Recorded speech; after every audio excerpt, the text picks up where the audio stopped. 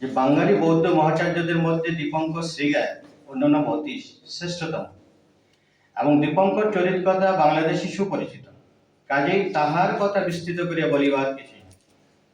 টেঙ্গুরের ঐতিহ্যে একাধিক দীপঙ্কর স্মৃতিবিদ্যুত, দীপঙ্কর, দীপঙ্কর ভদ্র, দীপঙ্কর রক্ষী, দীপঙ্কর চন্দ্র, দীপঙ্কর শ্রীগায়।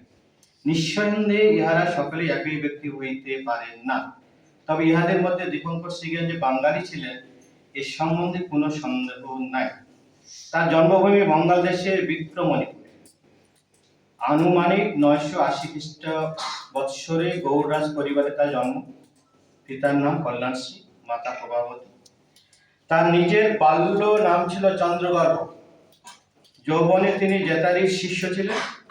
কিছুদিন তিনি পশ্চিম ভারতের কৃষ্ণগিরি বা কানহেরি বিহারে থাকিয়া রাহুলগুপ্তের নিকট বৌদ্ধ ধ্যানে দীক্ষা লাভ করিয়াছিলেন। সেখানেই তার নামকরণ হয় গুহ্য জ্ঞানব্রজ।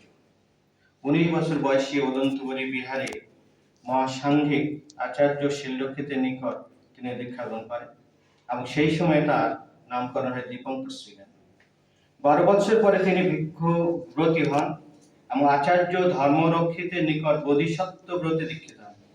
তারপর তিনি আরো 12 বছর যাপন করেন সুবর্ণদ্বীপে আচার্য চন্দ্রকীর্তির নিকট বৌদ্ধ শাস্ত্র পাঠে।